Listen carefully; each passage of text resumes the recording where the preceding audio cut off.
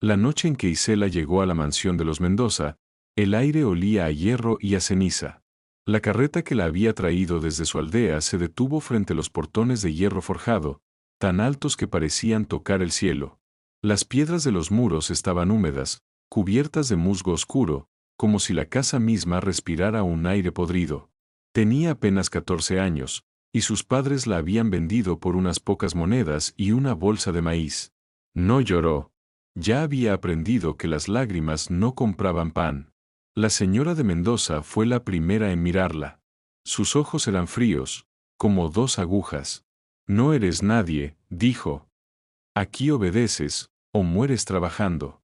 La llevaron a un rincón húmedo de la cocina, un sótano bajo con ratas y brasas apagadas. Su cama era un jergón de paja húmeda. Nadie la llamó por su nombre. Nadie le sonrió. El señor Mendoza la ignoraba, como si fuera invisible. Los hijos la usaban como entretenimiento cruel, le ponían insectos en la ropa, le lanzaban restos de comida al rostro. Y cada noche, Isela se quedaba mirando la madera podrida del techo, recordando las palabras de su abuela. Su abuela había sido la última mujer de su sangre en conocer los secretos de las plantas prohibidas. En las noches de luna nueva le hablaba de hierbas que curaban y de flores que mataban. Le había susurrado una advertencia: nunca toques la flor de la serpiente, niña. Una gota basta para robar un alma, y siempre cobra un precio. Pero en la memoria de Isela, esa advertencia brillaba más como una promesa que como un peligro. Pasaron los días, luego semanas, y la humillación se volvió rutina. La señora gritaba y golpeaba con cucharones. Los hijos reían de su miedo. El señor la trataba como si no existiera. Y entonces llegó la tarde de la huida. Un castigo demasiado cruel la hizo correr hacia los límites del pantano. El aire estaba espeso, los árboles torcidos se inclinaban sobre aguas inmóviles, y el croar de los sapos resonaba como un canto de muerte. Entre el lodo vio algo que parecía arder en la penumbra, una flor roja, de pétalos gruesos, húmedos, como carne recién cortada. Su aroma era dulzón, hipnótico. La flor parecía respirar. Un murmullo la llamó. «Cógeme, dame un destino». Isela tembló, pero la arrancó con cuidado y la escondió en su delantal. Aquella noche, mientras todos dormían, la colocó en un vaso de barro junto a su jergón. Y juró que la flor suspiraba con ella. Desde entonces, la idea no la dejó en paz. Primero probó unas gotas de su savia en un perro callejero que había entrado al patio. El animal se retorció, vomitó espuma, y murió con los ojos desorbitados. Isela lloró, pero después sonrió. Funciona. La señora de Mendoza fue la primera. Una noche preparó el té como siempre, pero dejó caer unas gotas en la infusión. Con las manos dóciles, llevó la bandeja. Se arrodilló obediente, miró cómo la mujer bebía. Minutos después, la señora comenzó a retorcerse, llevándose las manos al cuello. La garganta se le cerraba, los pulmones ardían, sus ojos se volvían blancos. Los gritos llenaron la casa. Médicos acudieron, curas rezaron, pero nadie entendió nada. El señor Mendoza lloró de rabia, no de pena. Los hijos mayores bebieron vino y rieron, celebrando la herencia adelantada. Nadie miró a Isela, que lavaba silenciosa las tazas, observando el vapor elevarse como un suspiro de victoria. Días después, el hijo mayor empezó a escupir sangre tras beber vino envenenado con pétalos. Cayó en medio de una fiesta, la música se detuvo, los sirvientes huyeron. El menor deliraba después de una sopa. El padre enfermó, sudando y retorciéndose, pidiendo agua bendita. Pero hasta esa agua había sido tocada por la flor.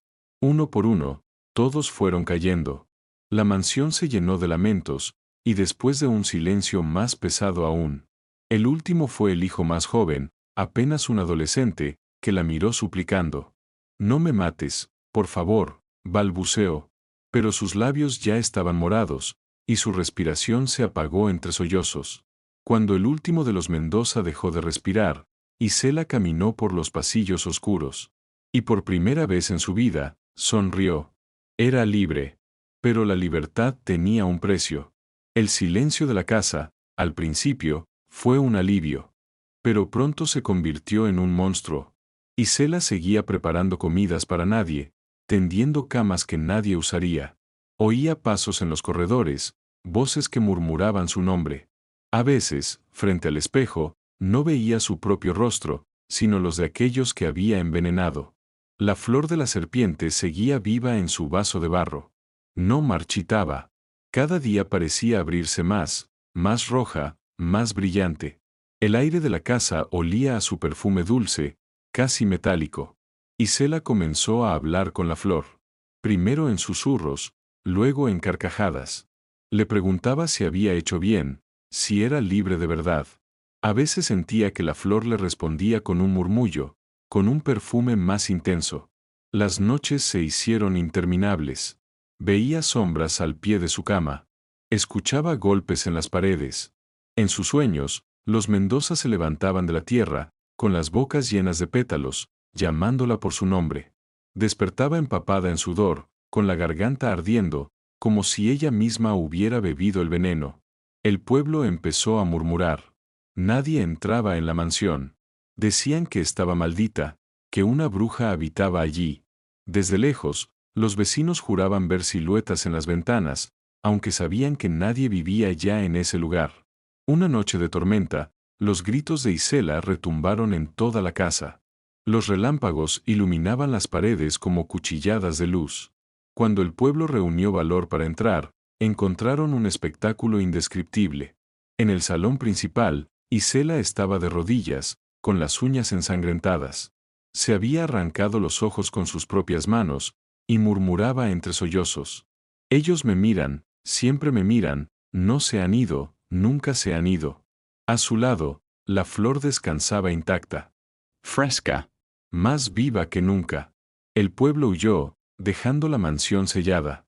Pero hasta hoy, quienes pasan cerca del jardín de los Mendoza dicen que el aire huele a un perfume dulce, casi irresistible. Y si respiras demasiado hondo, juras escuchar un susurro que pronuncia tu nombre. Y nadie vuelve a salir igual.